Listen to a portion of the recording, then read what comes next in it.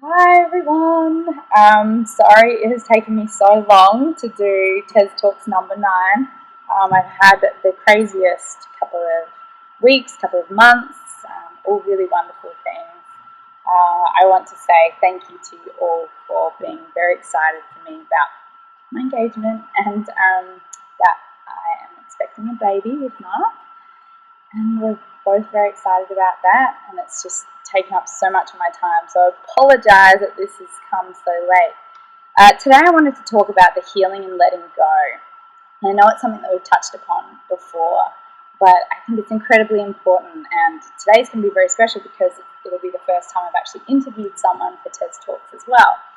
I'll just start by saying it's really difficult to let go of stuff, and when I talk about the notion of letting go, I'm talking about letting go of past, of a lot of memories that bring you down from things that have happened before now, and also a lot of letting go has to do with letting go of expectations. I know that that's a really difficult one for me to handle because I usually go into situations and I have some form of expectation already formed, and then it ends up being disappointing in no matter what way. I mean, sometimes it's the opposite and it takes me by surprise and it's a really wonderful feeling. But to actually enter into a situation without expectation is really it's really empowering because you're not disappointed and you just have just a really authentic experience, which I think is really neat.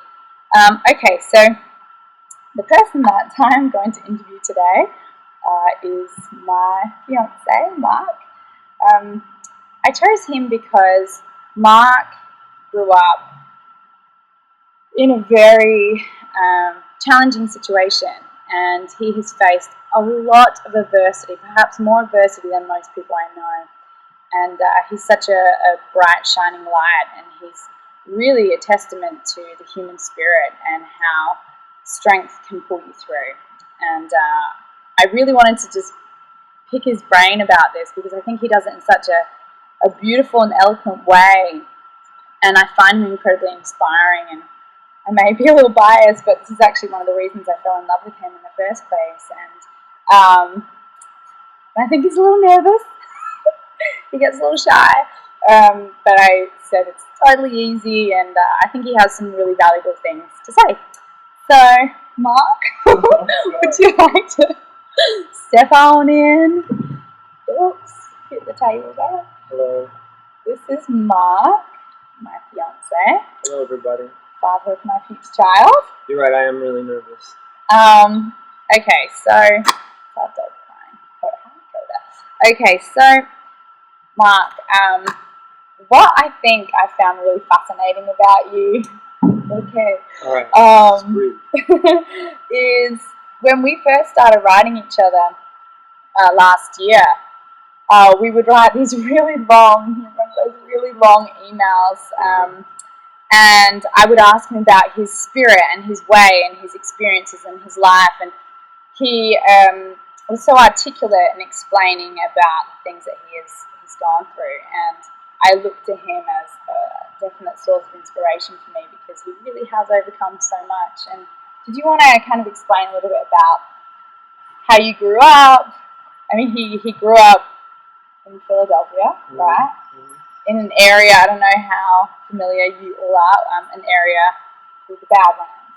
That's right. Can I just explain about your... Well, first of all, I want to say thank you for everything you said, babe. It's really sweet.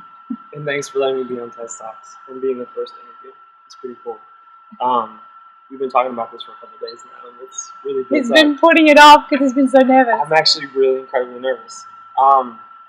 Yes, I grew up in Philadelphia. Well, I was born in Minneapolis, Minnesota, which is where I first experienced being homeless with my mother, Sherry Honkola, who is now a huge human rights activist and actually ran for vice president of this country with the Green Party in the last election.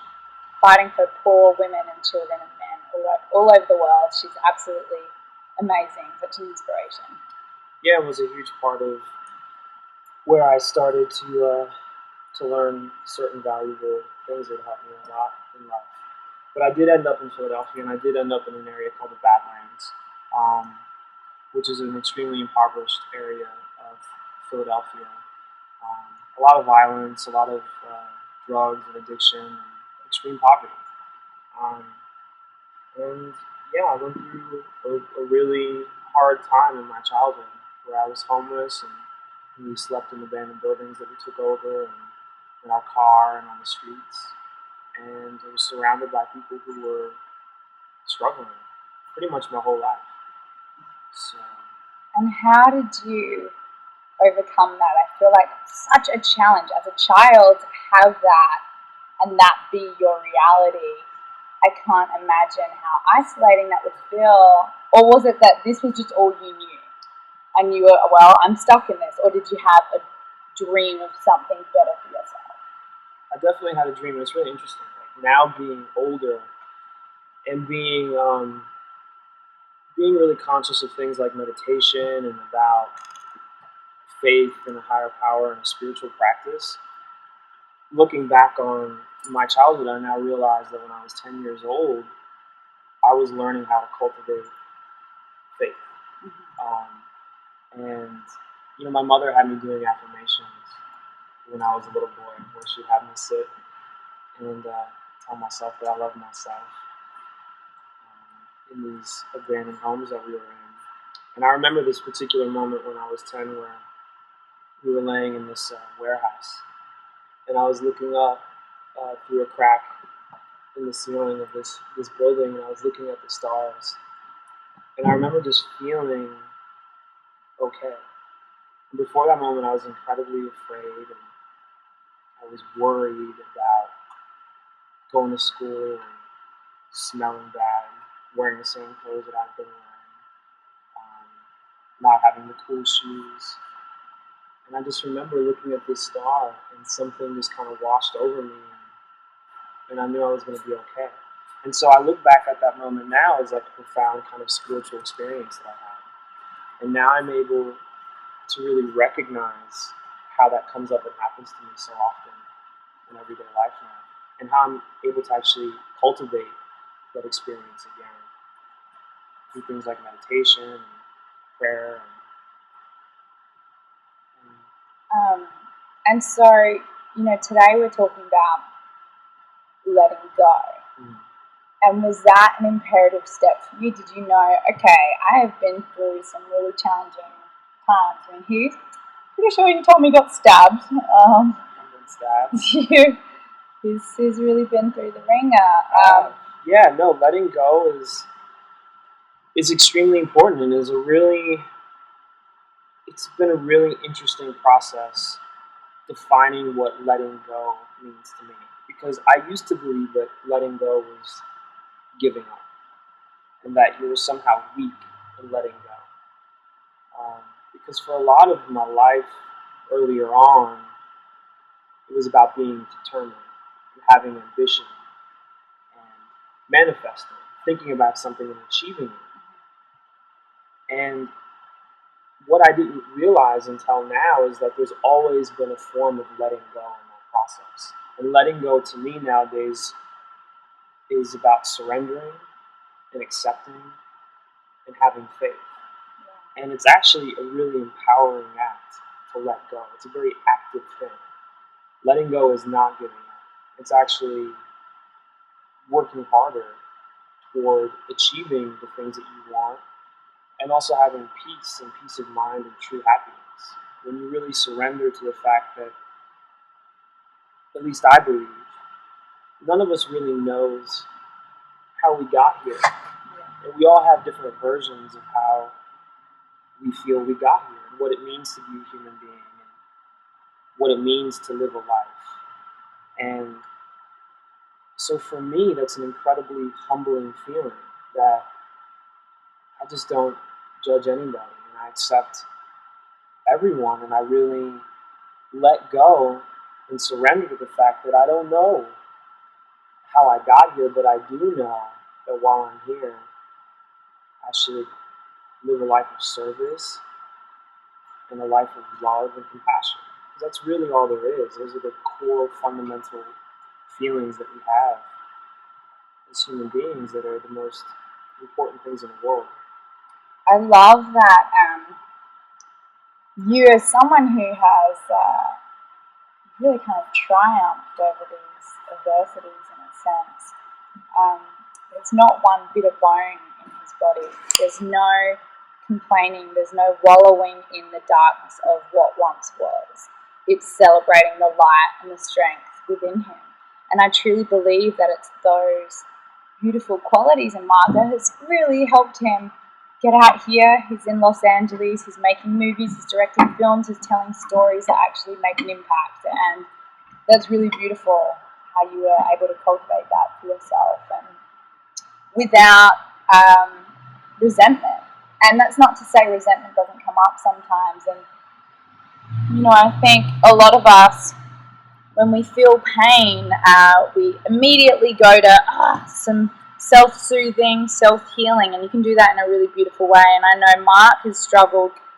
He sometimes has done that in a really beautiful way, and you also struggle with addiction a few times in your life too. And yet you don't let that define you. You've had a really sort of beautiful experience with that. Do you want to just talk a little bit about that? I think maybe that could be very helpful. Sure. I've never really talked about this in such a big public forum. Yeah, no, my father was a junkie. He was a heroin junkie and an alcoholic who left me when I was 5, and I haven't seen him since I was 5. Although in the last couple of years, I've started to speak with him over the phone. And in fact, in a few weeks from now, I'm planning a trip to actually see him in person, to forgive him in person. Because ultimately, what happened to me is that I ended up becoming a junkie. And but someone who's very naive to that stuff, when I hear junkie, yes. I think heroin addict.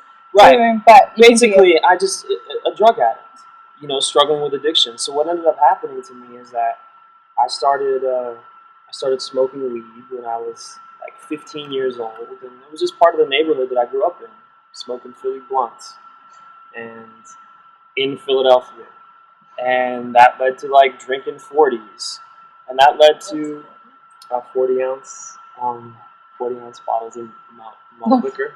Okay. Like Old English, and yeah. And so it was, part of that was the normal thing of experimenting, of being young and hanging around with, a different kind of crowd, and it's something that always kind of stayed with me, and was a form of self-medicating, just a way. It was like a quick way of achieving a different feeling and not sitting in pain and suffering. And what ended up happening is that it just stopped working for me. That led into dabbling in with prescription pills, which I feel like are a horrible epidemic in this country. The amount of people who are on, Xanax and hooked on Vicodin and Percocet and OxyContins, I was popping them like candy. And I've had a lot of friends of mine, including a lot of people in this industry, who have fallen victim to the disease of addiction, and a bunch of my friends are dead. And it's a really horrible, terrible thing. And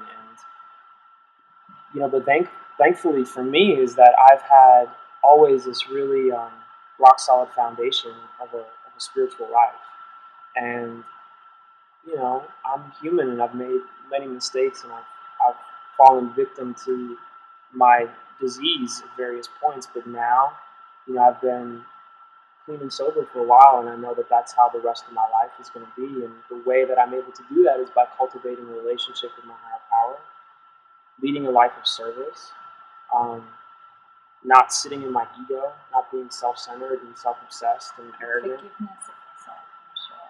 Forgiveness is the most important thing, for sure. Letting go, forgiving. Yeah. Moving forward. And also having an incredible partner who is extremely supportive and so understanding and loving and compassionate. most amazing woman in the world.